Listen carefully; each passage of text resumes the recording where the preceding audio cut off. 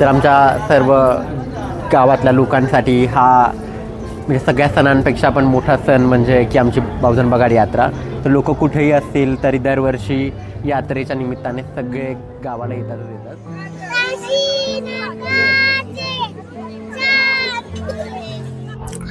बगाड यात्रा.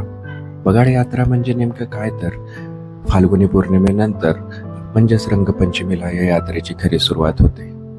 दगडी चाकं असलेला कुठल्याही लोखंडाचा वापर न करता बाभळी लाकडाने 2 ते 3 टनाचा हा रथ बनवला जातो. कृष्णा नदीपासनं ते भैरवनाथाच्या मंदिरापर्यंत शिडेला टांगून बगाड्या मंदिरापर्यंत आणला जातो.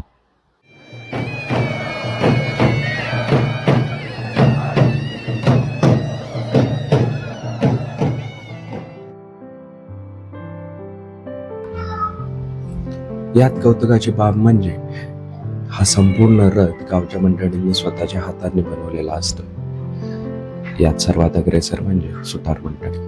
जर तुम्ही या गावामध्ये एक दिवस आधी पोहोचू शकलात तर तुम्हाला ती जादू बघायला मिळेल, ज्या जादूने हा रथ संपूर्ण उभा राहतो. ती श्रद्धा बघायला मिळेल, ज्यामुळे ही हात काम करतात. ती भक्ती बघायला मिळेल, ज्यामुळे भैरवनाथासमोर हा एवढा वजनी टन रथ उभा केला जातो.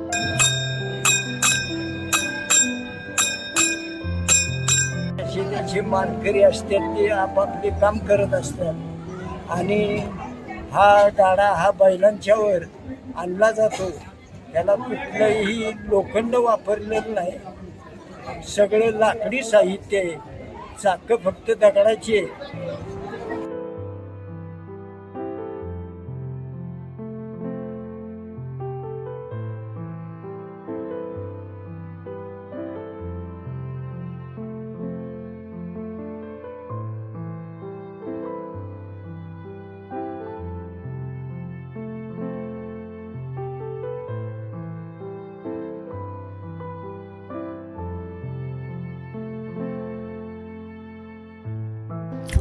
ह्या यात्रेचा इतिहास आपल्याला समजतो तो या मंदिरात असलेल्या सभामंडपातल्या लाकडी खांबावरतो. दरवर्षी यात्रा झाली की या लाकडी खांबाला घोड्याची नाल ठोकली जाते. यावरनं असं समजतं की जवळपास इंग्रजांच्या आधीपासूनही ही यात्रा चालत आलेली आहे. काही लोकांच्या मान्यतेनुसार ही यात्रा 300 ते 800 वर्ष जुनी ही यात्रा आहे.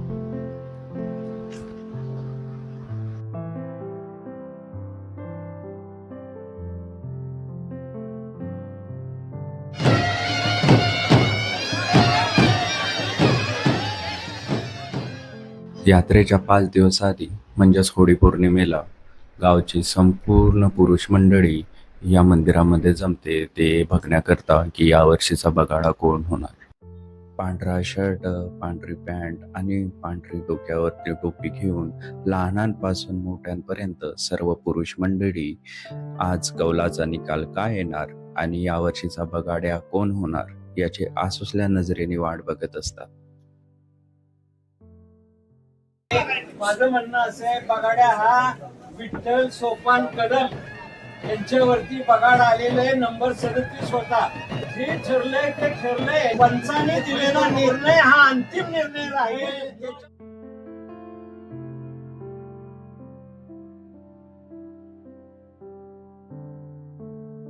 भैरवनाथाच्या आशीर्वादाने बगाडा निवडला गेला. आता वेळ येते ती छबिन्याची.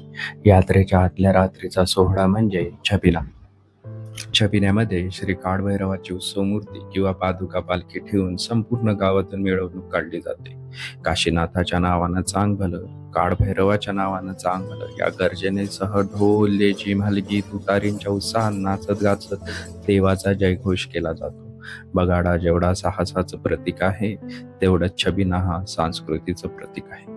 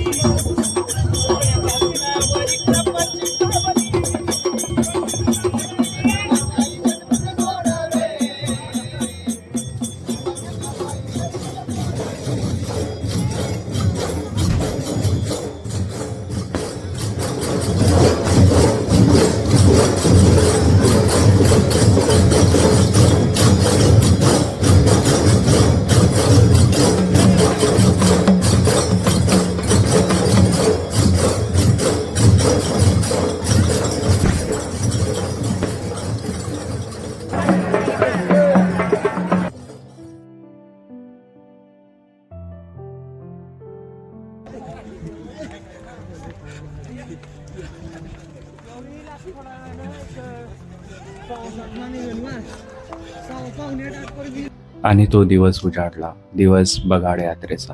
आज ज्याचा नवस त्याला शिडीला टांगलं जाणार.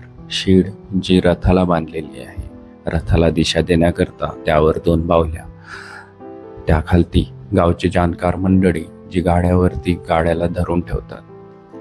गाड्याला गती देण्याकरता खिल्लार जातींची बैलांची जोड आणि रस्त्याला टिकलेले दगडी चाकं आणि त्यामागे भक्तांचा लांबच लांब ताफा.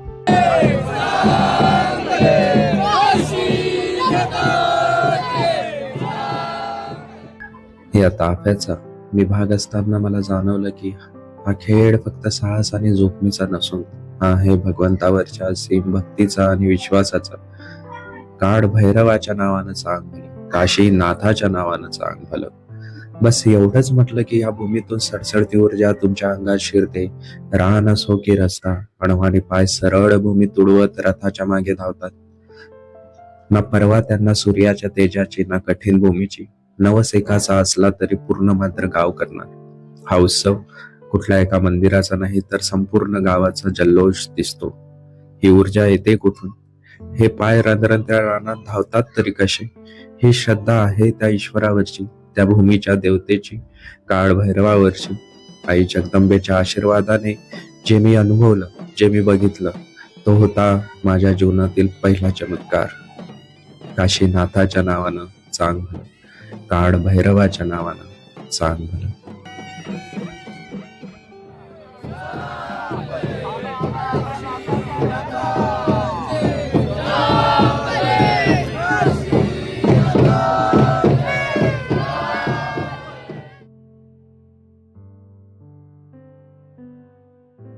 बगाड म्हणजे थोडासा इमोशनल विषय माझ्यासाठी. तर let's be ready for it. I am very excited.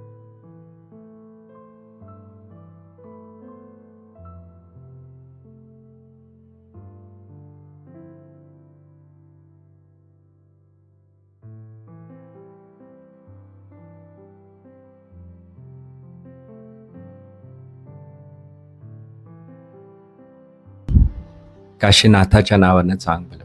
जर तुम्ही इथपर्यंत व्हिडिओ बघितला असेल आणि आवडला असेल तर लाईक करा, सबस्क्राईब करा आणि शेअर करा.